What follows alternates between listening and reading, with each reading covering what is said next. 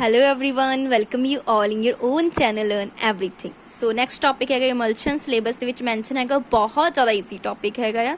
ਅਸੀਂ ਪਹਿਲਾਂ ਵੀ emulsion ਬਾਰੇ ਪੜਿਆ ਸੀ ਜਦੋਂ ਟੇਬਲ ਇੱਕ ਕੀਤਾ ਸੀ emulsions ਕੀ ਸੀਗੀਆਂ ਜਿਹਦੇ ਵਿੱਚ dispersed phase ਤੇ dispersion medium ਦੋਨੇ ਕਿਸ ਫਾਰਮ 'ਚ ਸੀ ਲਿਕੁਇਡ ਫਾਰਮ ਦੇ ਵਿੱਚ ਸੀ ਸਿੰਪਲ। ਇਹਨਾਂ ਨੂੰ ਆਪਾਂ ਸਟੇਬਲਾਈਜ਼ ਕਰਨ ਲਈ ਜਿਹੜਾ ਇੱਕ ਸਬਸਟੈਂਸ ਐਡ ਕਰਦੇ ਉਹਨੂੰ ਬੋਲਦੇ ਆਪਾਂ ਇਮਲਸੀਫਾਇਰ ਜਾਂ ਫਿਰ ਇਮਲਸੀਫਾਈਂਗ ਏਜੰਟ। ਤਾਂ ਸਬਸਟੈਂਸ ਵਿੱਚ ਐਡਡ ਟੂ ਸਟੇਬਲਾਈਜ਼ ਇਮਲਸ਼ਨ। ਐਗਜ਼ਾਮਪਲ ਦੇ ਲਓ ਜਿਹੜਾ ਆਪਣੀ ਮਿਲਕ ਹੈਗਾ ਨੈਚੁਰਲੀ ਅਕਰਿੰਗ ਇੱਕ ਇਮਲਸ਼ਨ ਆ। ਅੱਗੇ ਐਗਜ਼ਾਮਪਲਾਂ ਇਹਦੀਆਂ ਬਹੁਤ ਸਾਰੀਆਂ ਆਉਣਗੀਆਂ ਤੁਹਾਨੂੰ ਕਲੀਅਰ ਹੋ ਜਾਏਗਾ। ਸੋ ਇਮਲਸੀਫਾਇਰ ਦਾ ਰੋਲ ਕੀ ਆ? ਦ ਇਮਲਸ਼ਨਸ ਆਰ ਜਨਰਲੀ ਕੀ ਹੁੰਦੀਆਂ ਅਨਸਟੇਬਲ ਹੁੰਦੀਆਂ ਇਹਨਾਂ ਨੂੰ ਸਟੇਬਲਾਈਜ਼ ਕਰਨ ਲਈ ਆਪਾਂ ਜੋ ਸਬਸਟੈਂਸ ਐਡ ਕਰਦੇ ਹਾਂ that is called emulsifier. The stabilization of an emulsion by mean of emulsifier is called emulsification. इस process ਨੂੰ ਬੋਲਿਆ emulsification.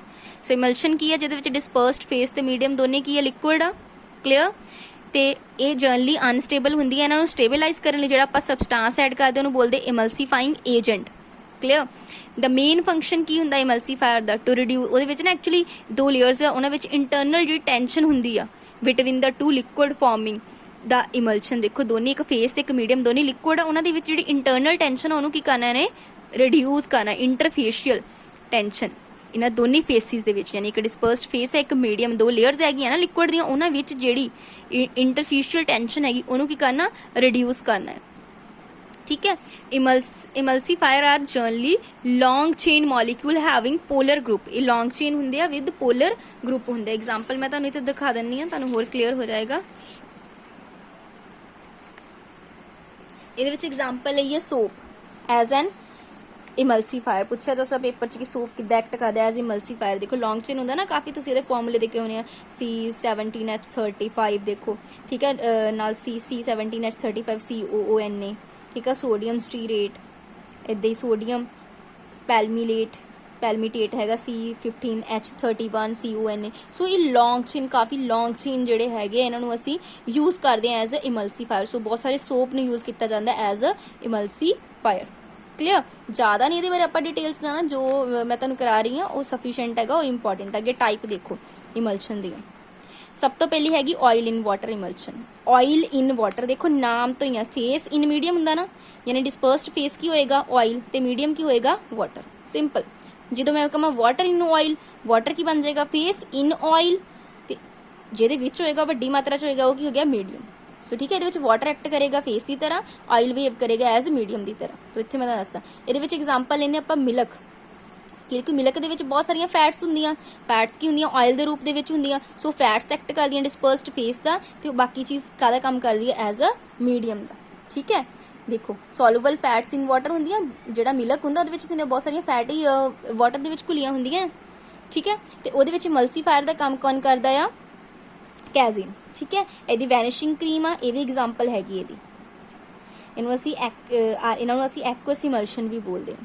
ਐਕੁਅਸ ਕਿਉਂ ਇਨ ਵਾਟਰ ਚ ਨਾ ਪਾਣੀ ਚ ਇਸ ਕਰਕੇ ਐਕੁਅਸ ਹੋ ਗਿਆ। ਹੁਣ ਜਦੋਂ ਵਾਟਰ ਆਇਲ ਚ ਚਲ ਗਿਆ ਉਹ ਆਇਲੀ ਇਮਲਸ਼ਨਸ ਹੋਣਗੀਆਂ ਕਿਉਂਕਿ ਜ਼ਿਆਦਾ ਤਾਂ ਆਇਲ ਹੋ ਗਿਆ ਨਾ ਆਇਲੀ ਜਿਹੀਆਂ ਹੋਣਗੀਆਂ।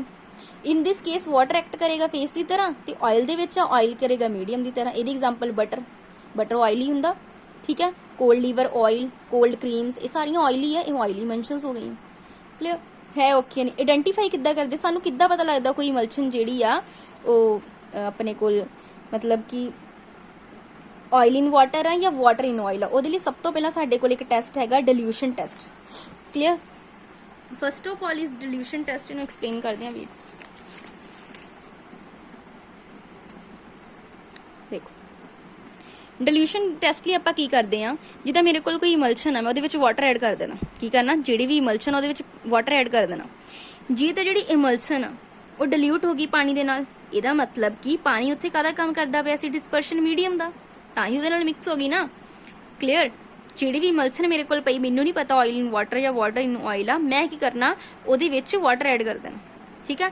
Add water to emulsion. ਜੇ ਤਾਂ ਇਮਲਸ਼ਨ ਉਹਦੇ ਨਾਲ ਹੋ ਗਈ ਡਿਲੂਟ ਜਿੱਦਾਂ ਮਿਲਕ ਲੈ ਲਓ ਹਨਾ ਜੇ ਤਾਂ ਉਹਦੇ ਨਾਲ ਉਹ ਡਿਲੂਟ ਹੋ ਜਾਂਦੀ ਆ ਦੈਟ ਮੀਨਸ ਵਾਟਰ ਉੱਥੇ ਕਾਹਦਾ ਕੰਮ ਕਰਦਾ ਪਿਆ ਮੀਡੀਅਮ ਦਾ ਤਾਂ ਹੀ ਉਹ ਮੀਡੀਅਮ 'ਚ ਚਲ ਗਈ ਨਾ। And it is an example of oil in water ਯਾਨੀ ਕਿ ਵਾਟਰ ਉੱਥੇ ਆਇਲ ਇਨ ਵਾਟਰ ਕੀ ਹੁੰਦੀ ਜਿਹਦੇ 'ਚ ਵਾਟਰ ਮੀਡੀਅਮ ਦਾ ਕੰਮ ਕਰੇ ਠੀਕ ਹੈ।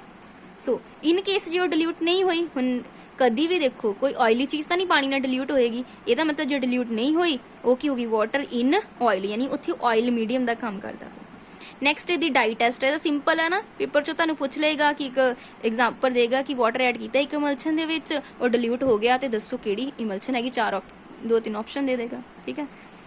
ਡਾਈ ਟੈਸਟ ਦੇ ਵਿੱਚ ਦੇਖੋ ਆਇਲ ਸੋਲੂਬਲ ਸੁਇਟੇਬਲ ਡਾਈ, ਇੱਕ ਡਾਈ ਲੈਣੀ ਜਿਹਦੇ ਵਿੱਚ ਆਇਲ ਸੋਲੂਬਲ ਹੋਵੇ, ਉਹਨੂੰ ਸ਼ੇਕਨ ਕਰਨਾ ਇਮਲਸ਼ਨ ਦੇ ਨਾਲ। ਕੀ ਲਿਆ ਤੁਸੀਂ? ਡਾਈ ਲਈ। ਠੀਕ ਆ, ਇੱਕ ਆਇਲ ਸੋਲੂਬਲ ਸੁਇਟੇਬਲ ਡਾਈ ਲਈ ਆਇਲ ਸੋਲੂਬਲ, ਇਹ ਵੀ ਦੇਖ ਲਓ ਧਿਆਨ ਨਾਲ। ਤੇ ਫਿਰ ਕੀ ਕੀਤਾ ਗਿਆ, ਜੇ ਤਾਂ ਉਹਤੇ ਕਲਰ ਜਿਹੜਾ ਨੋਟਿਸ ਹੋਇਆ ਡ੍ਰੌਪ ਦੀ ਫਾਰਮ ਦੇ ਵਿੱਚ ਇਮਲਸ਼ਨ ਦੇ ਵਿੱਚ, ਦੈਟ ਮੀਨਸ ਉਹ ਆਇਲ ਇਨ ਵਾਟਰ ਹੈਗੀ ਆ। In case entire background is coloured, ਪਹਿਲੇ ਦੇਖੋ ਪਹਿਲੇ ਕੇਸ 'ਚ ਕੀ ਕਹਿੰਦਾ, ਜਦੋਂ ਤੁਸੀਂ ਉਹਨੂੰ ਸ਼ੇਕਨ ਕੀਤਾ, ਠੀਕ ਆ, if colour is notice on looking at the drop of the emulsion, drop ਦੇ ਵਿੱਚ ਆ ਤਾਂ ਆਇਲ ਇਨ ਵਾਟਰ ਆ। ਠੀਕ ਹੈ, ਯਾਨੀ ਆਇਲ ਜਿੱਦਾਂ ਥੋੜਾ ਥੋੜਾ ਉੱਪਰ ਹੁੰਦਾ ਆ, ਬਾਕੀ ਸਾਰਾ ਵਾਟਰ ਆ। ਬਟ ਜੇ ਇੰਟਾਇਰ ਬੈਕਗਰਾਉਂਡ ਹੀ ਕਲਰਡ ਹੋ ਗਈ, ਇਹਦਾ ਮਤਲਬ ਕਿ ਉਹ ਜਿਹੜੀ, ਹੁਣ ਦੇਖੋ ਦੋ ਹੈ ਇਹਦੇ ਵਿੱਚ, ਜਾਂ ਤਾਂ ਉਹ ਕਹਿੰਦਾ ਕੀ ਹੋਏਗਾ, ਜਿਹੜਾ ਆਇਲ ਸੋਲੂਬਲ ਸ਼ੇਕ ਡਾਈ ਕਰ ਦਿੱਤਾ, ਜੇ ਤਾਂ ਕਲਰ ਨੋਟਿਸ ਹੋਇਆ looking at drop of emulsion, it is oil in water type emulsion. In case ਜੇ ਇੰਟਾਇਰ ਬੈਕਗਰਾਉਂਡ ਹੋ ਜਾਂਦੀ ਆ, ਫਿਰ ਵਾਟਰ ਇਨ ਆਇਲ ਹੋ ਜਾਣਾ। ਕਿਉਂਕਿ ਡਾਈ ਤੁਸੀਂ ਕਿਹੜੀ ਲੈ ਰਹੇ ਹੋ, ਇਹ ਵੀ ਧਿਆਨ ਦੇਖੋ ਨਾ, ਡਾਈ ਕਿਹੜੀ ਲੈ ਰਹੇ ਹੋ, ਆਇਲ ਸੋਲੂਬਲ। ਜੇ ਇੰਟਾਇਰ ਬੈਕਗਰਾਉਂਡ ਹੋ ਗਈ ਕਲਰਡ ਹੋ ਗਈ, ਦਾ ਮਤਲਬ ਕਿ ਉਹ ਆਇਲ ਮਿਕਸ ਹੋ ਗਿਆ ਉਹਦੇ ਵਿੱਚ, ਯਾਨੀ ਆਇਲ ਮੀਡੀਅਮ ਦਾ ਕੰਮ ਕੀਤਾ, ਇਸ ਕਰਕੇ ਵਾਟਰ ਇਨ ਆਇਲ ਹੋ ਗਿਆ। ਅਗੇਨ ਸਮਝਾ ਦਿੰਦੀ ਮੈਂ ਕਿ ਤੁਸੀਂ ਕੀ ਕਰਨਾ ਆ, ਆਇਲ ਸੋਲੂਬਲ ਡਾਈ ਲੈਣੀ, ਆਇਲ ਸੋਲੂਬਲ। ਠੀਕ ਹੈ, ਜੇ ਤਾਂ ਆਇਲ ਨਾਲ ਆਇਲ ਪੂਰੀ ਬੈਕਗਰਾਉਂਡ ਕਲਰਡ ਹੋ ਗਈ, ਕੋਈ ਡਾਈ 'ਚ ਕੋਈ ਕਲਰ ਤਾਂ ਹੋਏਗਾ ਨਾ, ਇਹਦਾ ਮਤਲਬ ਉੱਥੇ ਆਇਲ ਮੀਡੀਅਮ ਦਾ ਕੰਮ ਕਰਦਾ, ਵਾਟਰ ਇਨ ਆਇਲ। ਪਰ ਜੇ ਛੋਟੇ ਛੋਟੇ ਉੱਪਰ ਡ੍ਰੌਪਲੇਟਸ ਹੈਗੇ ਆ, ਦੈਟ ਮੀਨਸ ਉਹ ਆਇਲ ਇਨ ਵਾਟਰ। ਕਲੀਅਰ? ਬਹੁਤ ਈਜ਼ੀ ਟੈਸਟ ਹੁੰਦੇ ਆ। ਐਪਲੀਕੇਸ਼ਨ ਆਫ ਨੈਕਸਟ ਹੈਗਾ ਇਮਲਸ਼ਨ, ਐਪਲੀਕੇਸ਼ਨਸ ਕੀ ਹੈਗੀਆਂ। ਫਰਸਟ ਹੈ ਕਨਸੈਂਟ੍ਰੇਸ਼ਨ ਆਫ ਔਰ ਇਨ ਮੈਟਲਰਜੀ। ਠੀਕ ਹੈ, ਅਸੀਂ ਇਹ ਬਹੁਤ ਸਾਰੀਆਂ ਇਮਲਸ਼ਨਸ ਦੀ ਮੈਟਲਰਜੀ, ਪਤਾ ਕੀ ਹੁੰਦਾ ਤੁਹਾਨੂੰ, ਦ process of extraction of metal from it's ਔਰ, ਮਤਲਬ ਕੋਈ ਔਰ ਦੇ ਵਿੱਚੋਂ, ਕਿਸੇ ਕੱਚੀ ਧਾਤ ਦੇ ਵਿੱਚੋਂ ਦੀ ਮੈਟਲ ਨੂੰ ਬਾਹਰ ਕੱਢਣ ਨੂੰ ਆਪਾਂ ਪ੍ਰੋਸੈਸ ਨੂੰ ਬੋਲਦੇ ਮੈਟਲਰਜੀ। ਉਹਨਾਂ ਦੀ ਕਨਸੈਂਟ੍ਰੇਸ਼ਨ ਅੱਗੇ ਕਰਨੀ, ਕਨਸੈਂਟ੍ਰੇਸ਼ਨ ਦਾ ਜਿਹਦੇ ਵਿੱਚ ਅਸੀਂ ਇੰਪਿਊਰਿਟੀਜ਼ ਬਾਹਰ ਕੱਢਦੇ ਹਾਂ, ਉੱਥੇ ਅਸੀਂ ਬਹੁਤ ਸਾਰੀਆਂ ਇਮਲਸ਼ਨਸ ਦਾ ਯੂਜ਼ ਕਰਦੇ ਹਾਂ। ਠੀਕ ਹੈ, ਜਿੱਦਾਂ ਫਲੋਟੇਸ਼ਨ ਪ੍ਰੋਸੈਸ, ਉਹਦੇ ਵਿੱਚ ਅਸੀਂ ਕੁਝ ਆਇਲ ਯੂਜ਼ ਕਰਦੇ, ਸੱਚ ਐਸ ਪਾਈਨ ਆਇਲ। ਮੈਂ ਤੁਹਾਨੂੰ ਲੈਸਨ ਵੀ ਕਰਾਉਣਾ, ਉੱਥੇ ਤੁਹਾਨੂੰ ਇੱਕ ਕਲੀਅਰ ਹੋਏਗਾ ਇਹ ਵਾਲਾ ਅਸੀਂ ਪ੍ਰੋਸੈਸ ਕਰਨਾ ਆ। ਜਨਰਲ ਪ੍ਰਿੰਸੀਪਲ ਆਫ ਸੈਪਰੇਸ਼ਨ ਸਾਡੇ ਸਿਲੇਬਸ 'ਚ ਹੈਗਾ, ਉੱਥੇ ਕਰਾਂਗੇ ਆਪਾਂ।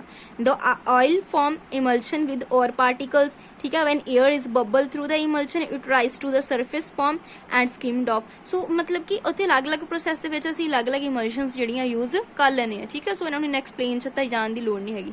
ਮੈਡੀਸਿਨਸ ਦੇ ਵਿੱਚ ਯੂਜ਼ ਕਰਦੇ ਹਾਂ, ਫਾਰਮਾਕਿਊਟਿਕਸ ਦੇ ਵਿੱਚ, ਐਂਡ ਕਾਸਮੈਟਿਕ, ਜਿੱਦਾਂ ਹੁਣ ਆਪਾਂ ਉਹਨੇ ਸਾਰੀਆਂ ਕਿੰਨੀਆਂ ਕਰੀਮਸ ਬਾਰੇ ਪੜ੍ਹ ਕੇ ਆਏ ਹਾਂ। ਠੀਕ ਹੈ, ਆਇਲਸ ਬਾਰੇ, ਜਿੱਦਾਂ ਵੀ ਕੰਪਲੈਕਸ ਹੋ ਗਏ। ਠੀਕ ਹੈ, ਇਹ ਅਲੱਗ-ਅਲੱਗ ਇਹਨਾਂ ਸਾਰੀਆਂ ਮੈਡੀਸਿਨ ਦੇ ਵਿੱਚ ਵੀ ਯੂਜ਼ ਕੀਤੀਆਂ ਜਾਂਦੀਆਂ। ਨੈਕਸਟ ਹੈਗਾ cleansing action of soap. Soap ਦੇ ਵਿੱਚ the cleansing action of soap is based upon the formation of oil in water emulsion. ਇਹ ਯਾਦ ਰੱਖਿਓ ਕਿਹੜੇ ਪ੍ਰਿੰਸੀਪਲ ਤੇ ਬੇਸਡ ਆ, oil in water type emulsion. Last ਹੈ milk. Milk is an important constituent of our diet, ਸਾਨੂੰ ਪਤਾ ਇਹ ਵੀ ਤਾਂ ਇੱਕ ਇਮਲਸ਼ਨ ਆ ਜਿਹਦੇ ਵਿੱਚ ਵਾਟਰ ਦੇ ਵਿੱਚ ਫੈਟ ਘੁਲੀਆਂ ਹੁੰਦੀਆਂ, ਯਾਨੀ ਆਇਲ ਇਨ ਵਾਟਰ ਟਾਈਪ ਇਮਲਸ਼ਨ। ਠੀਕ ਹੈ, ਇਹ ਦੋਨੇ ਆਇਲ ਇਨ ਵਾਟਰ ਟਾਈਪ। ਇਹ ਇਮਲਸ਼ਨ ਬਾਰੇ ਸੀ ਕੁਛ ਇੰਪੋਰਟੈਂਟ, ਬਹੁਤ ਜ਼ਿਆਦਾ ਦੇਖੋ ਸਿਲੇਬਸ 'ਚ ਜੋ ਵੀ ਲਿਖਿਆ ਆ ਉਹ ਬਹੁਤ ਜ਼ਿਆਦਾ ਇੰਪੋਰਟੈਂਟ ਹੀ ਹੈਗਾ ਆ। ਉਹਦੇ ਵਿੱਚ ਜਿਹੜੇ ਮੇਨ ਪੁਆਇੰਟ ਮੈਂ ਤੁਹਾਨੂੰ ਦੱਸ ਦਿੰਦੀ ਹਾਂ, ਬਸ ਕੁਐਸਚਨ ਤੁਸੀਂ ਦੇਖ ਲਿਓ, ਬੇਸਿਕਸ 'ਚ ਕੁਐਸਚਨ ਆਏ, ਜੇ ਤੁਹਾਨੂੰ ਆਈਡੀਆਜ਼ ਕਲੀਅਰ ਹੈਗੇ ਆ, ਕੁਐਸਚਨ ਆਰਾਮ ਨਾਲ ਟਿਕ ਹੋ ਜਾਣਗੇ। Clear? Thanks for watching the video.